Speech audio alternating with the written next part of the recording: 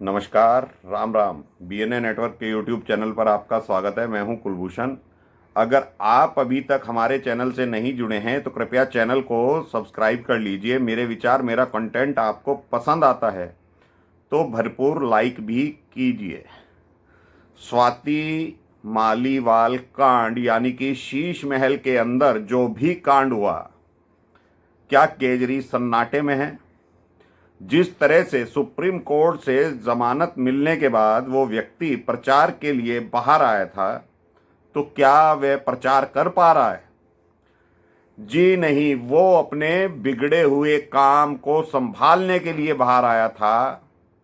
जो भ्रष्टाचार से कमाई हुई दौलत है, उसके हिसाब किताब और राज्यसभा सांसद की सीट खाली करवाने के लिए ये मालीवाल का कांड हुआ। मेरा अपना ऐसा मानना है, लेकिन संजय सिंह स्वाति मालीवाल से मिलने उनके निवास पर पहुंचे थे और उससे एक दिन पहले प्रेस कॉन्फ्रेंस भी कर रहे थे। क्या संजय सिंह ऐसे ही प्रेस कॉन्फ्रेंस करते हैं? वो तो पत्रकारों के सामने हा हुल्ला कर कर प्रेस कॉन्फ्रेंस करते थे। ईडी ने ये कर दिया, मोदी तानाशाह है, इस तरह की बात करने वाला संजय सिंह स्वाति मालीवाल के कांड पर आराम से बात क्यों कर रहा था?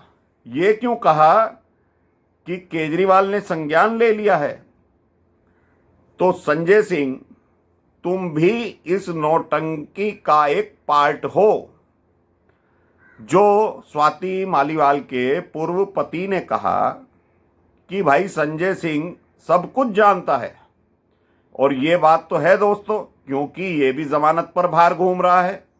दिल्ली शराब घोटाले में इनकी पूरी पार्टी लिप्त है। जो क्रीमी लेयर है, जो सरकार में है, सब एक दूसरे के भेद जानते हैं। और स्वाति मालीवाल का कनेक्शन तो अरविंद केजरीवाल से बहुत पुराना है। अब इसमें जो लोग तथ्य दे रहे हैं सुनीता केजरीवाल का, उस पर जाना गलत होगा, क्योंकि सुनीता केजरीवाल के बाद ही स्वाति मालीवाल जुड़ी हैं और वो सरकार बनने से पहले अरविंद केजरीवाल से मिलती जुलती रही हैं। तो सुनीता केजरीवाल का एंगल बिल्कुल गलत है, उसमें कोई लेना देना नहीं है। लेकिन एक सांसद के खिलाफ, एक सांसद के ऊपर हमला होता है मुख्यमंत्री आवास पर। अगर यही हमला किसी मंत्री के आवास पर विपक्षी पार्टी यानी भाजपा के मंत्री के यहाँ होता, मुख्यमंत्री के यहाँ होता, तो ये लोग तो सड़क पर उतर जाते, पूरा इंडी गठबंधन सड़क पर उतर जाता।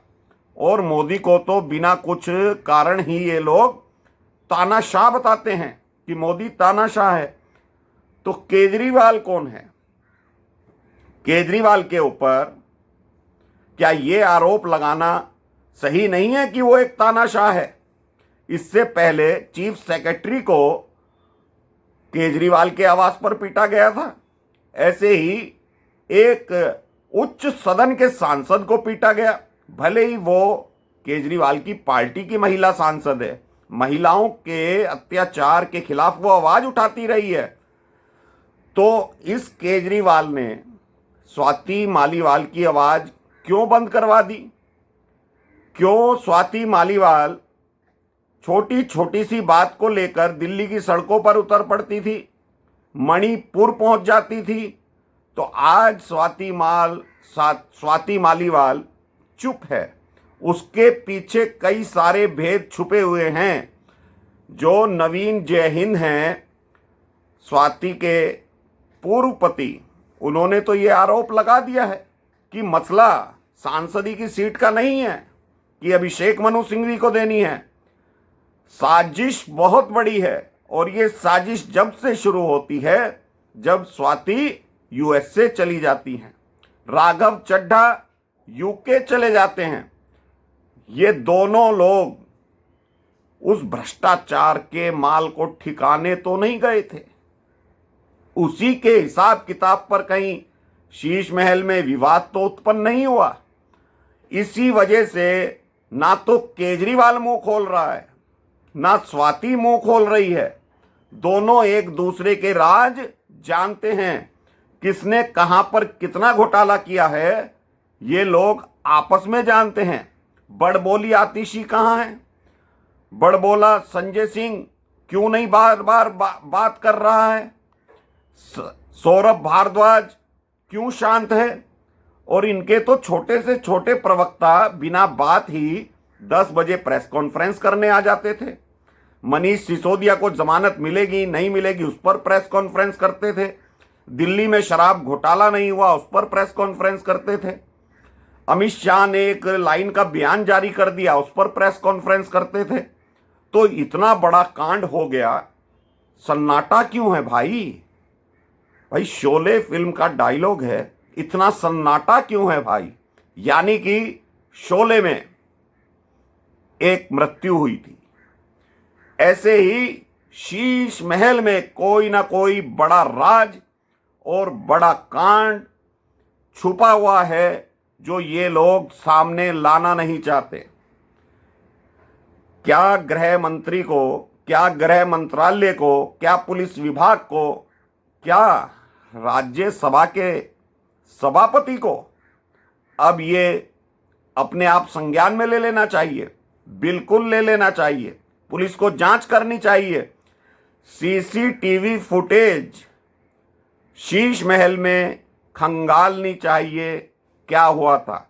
लेकिन खंगालने से कुछ मिलने वाला नहीं है, क्योंकि शातिर व्यक्ति ने वो डिलीट करवा दिया होगा, वहां से कैमरे ही गायब करवा दिए होंगे, तो वो तो कुछ मिलने वाला नहीं है।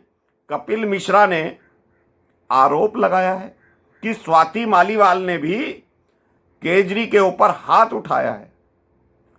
पॉसिबल है, क्योंकि ये वो ही स्वाति है जो अरविंद केजरीवाल को अरविंद कहकर पुकारती थी। अगर स्वाति के ऊपर हाथ उठाया गया है तो स्वाति भी मन से दिल से कमजोर नहीं है, उसने भी शातिर के ऊपर हाथ उठा दिया होगा। लेकिन थाने तक पहुंचने तक स्वाति मालीवाल को थाने से क्यों भगा दिया गया? इसकी सच्चाई तो पुलिस को इन्वेस्टिगेशन करनी चाहिए। स्वाति मालीवाल जो लाखों महिलाओं की आवाज उठाती थी, उसको सामने आना चाहिए। भाई भगत सिंह के अनुयायी हो, शातिर भी अनुयायी है, मनीष सिसोदिया भी अनुयायी है भगत सिंह का, स्वाति मालीवाल भी भगत सिंह की अनुयायी है। अंबेडकर के संविधान को मानते हैं ये लोग, अंबेडकर की फोटो लगाकर प्रेस कॉन्फ्रेंस करते हैं ये लोग। तो भाई अब सन्नाटा क्यों है? ये बात, ये राज यहीं दफन हो जाएगा अगर पुलिस कोई कार्रवाई नहीं करती। ये राज लोगों को कभी पता नहीं चल पाएगा कि स्वाति मालीवाल के साथ क्या हुआ, किस बात पर झगड़ा हुआ। ये तो तय है कि भ्रष्टाचार का पैसा और उस लूट के माल पर विवाद हुआ है। इसीलिए तो स्वाति मालीवाल ने कह दिया कि मैं राज्यसभा की सीट से इस्तीफा नहीं दूंगी। तो केजरी और केजरी का पीए को तो आप जानते ही होंगे, कई दिनों से चर्चा में है, ईडी 2 बार बुला चुकी है पूछताछ के लिए। सारे राज विभव जानता है। तो केजरी ने विभव से पिटवाया या खुद पीटा या स्वाति ने केजरी को पीटा, ये सारे राज अभी दफन हैं, ये मीडिया के सामने आने चाहिए। तो जो कट्टर ईमानदार बोलता है अपने आप को, उसे क्या डर है? उसे तो सारी बात खोल देनी चाहिए। और संविधान पद पर बैठा हुआ व्यक्ति अरविंद केजरीवाल ईश्वर की शपथ ली थी कि नहीं ली थी? संविधान की शपथ ली थी कि नहीं ली थी?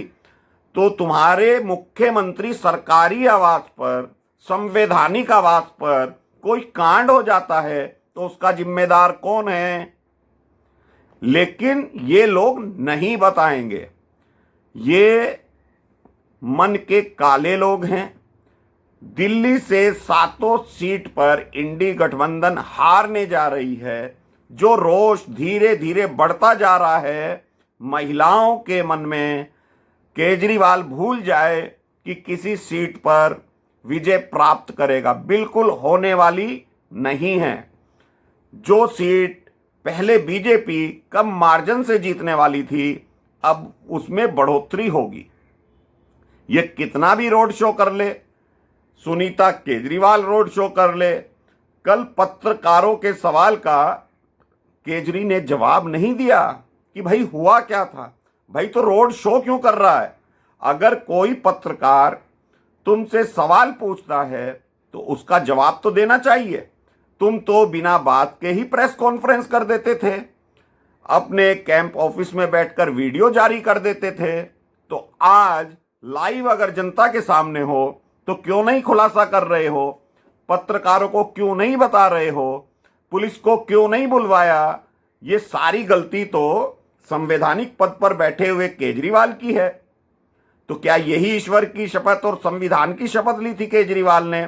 इसको सोचना बहुत जरूरी है, इस कांड की गंभीरता को समझना बहुत जरूरी है।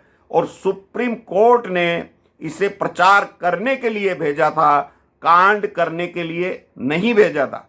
ये तो तय था, ये निकलना ही जेल से इसलिए चाहता था कि लूट के माल का हिसाब किताब हो जाए, कितने पैसे कहां पहुंच गए हैं, इसीलिए ये अंतरिम जमानत चाहता था। और अब जनता को क्या कह रहा है, अगर झाड़ू पर बटन दबाओगे तो जेल नहीं जाऊंगा। क्यों भाई, सुप्रीम कोर्ट तुम्हारे पिताजी का है, 2 तारीख को तुम्हें जाना पड़ेगा, और नहीं गए तो बहुत कुछ होने वाला है 4 जून के बाद। तो केजरीवाल तैयार रहो, चुनाव ना चल रहे होते तो ये गृह मंत्रालय इस पर एक्शन लेता, अमित शाह इस पर एक्शन लेते, इस कांड पर लेते। लेकिन चुनाव की वजह से, और आम आदमी पार्टी का अंदरूनी मसला भी है, इसी वजह से गृह मंत्रालय नजर तो रखे हुए है, लेकिन कार्रवाई कोई नहीं कर रहा, क्योंकि बीजेपी को ये एक मुद्दा मिल गया है अपनी विनिंग मार्जिन बढ़ाने के लिए। तो दोस्तों, अभी के लिए इतना ही। मेरा कंटेंट, मेरा विचार आपको अच्छा लगता है तो भरपूर लाइक करिए, चैनल को सब्सक्राइब कर लीजिए, वीडियो को शेयर कीजिए, बेल आइकॉन दबाइए। धन्यवाद, नमस्कार, भारत माता की जय।